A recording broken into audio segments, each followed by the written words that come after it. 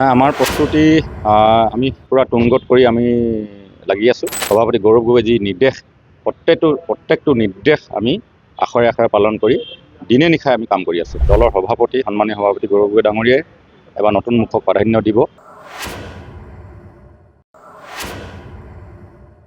যেহেতু 2026 নিৰ্বাচন সমাগত আমি উপস্থিত আছোঁ অসম প্ৰদেশ কংগ্ৰেছ কমিটিৰ মুখ্য কাৰ্যালয়ত আৰু ইয়াতে বহুখিনি যিখিনি কেণ্ডিডেট আছে তেওঁলোকে আহি উপস্থিত হৈছে। বিভিন্ন সমষ্টিৰ পৰা যিখিনি কেণ্ডিডেট উঠিব তেওঁলোকে আহি উপস্থিত হৈছে আৰু আমাৰ কাষত উপস্থিত আছে নাহৰকটীয়া সমষ্টিৰ পৰা যিগৰাকী উঠিব তীৰ্থ গগৈ।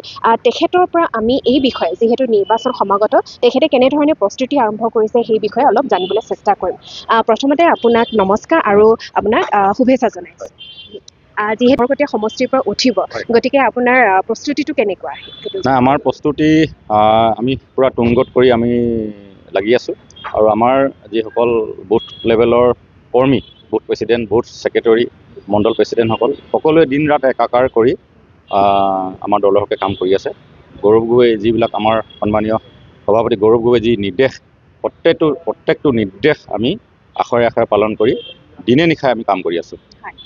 আজি মই যিহেতু এটা আমাৰ নিয়ম আছে, আজি মই টিকেট এপ্লাই কৰিছোঁ আৰু মই বিশ্বাসী যে আমাৰ দলৰ সভাপতি সন্মানীয় সভাপতি গৌৰৱ গগৈ ডাঙৰীয়াই এবাৰ নতুন মুখক প্ৰাধান্য দিব আৰু ৰাইজে চেঞ্জ বিচাৰিছে।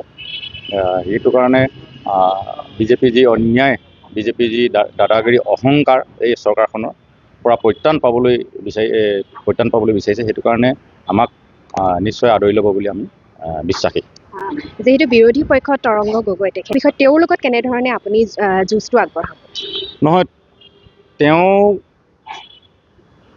একচুৱেলি বহুত কৰাপ্টেড বিধায়ক হয়। তেখেত আমাৰ মুখ্যমন্ত্ৰী সোঁহাত স্বৰূপ বুলি সকলোৱে কয়, কিন্তু তেওঁ দুখীয়াৰ হকে কাম কৰা নাই। আঁচনিত তেওঁলোকে সীমাবদ্ধ আছে আৰু আঁচনিখিনিয়ে যে এইবাৰ কিবা কৰিব পাৰিব বুলি মই নাভাবোঁ। কাৰণ কেলৈ আমাৰ তেওঁ জনৰ হিতাৰ্থে কিছুমান কাম কৰিছে তাত। যি আমাৰ স্থানীয় কিছুমান ব্যক্তি আছিলে গভৰ্ণমেণ্ট লেণ্ডত বহি, য'ত নেকি নগাঁও তিনিআলি এডোখৰ ঠাই আছে, তাতে তেওঁলোকক উচ্ছেদ কৰি তেওঁ ষ্টেডিয়াম বনাইছে, ছুইমিং পুল বনাইছে। গতিকে সেইটো ৰাইজে সহজভাৱে গ্ৰহণ কৰা নাই। আৰু কিছুমান আছে তেওঁ কাম কৰিছে, সেইখিনি মই এতিয়া আপোনালোকক কেমেৰাৰ আগত নকওঁ, সেইটো মই ইলেকশ্যনৰ সময়ত মই ৰাইজৰ আগত দাঙি ধৰিম।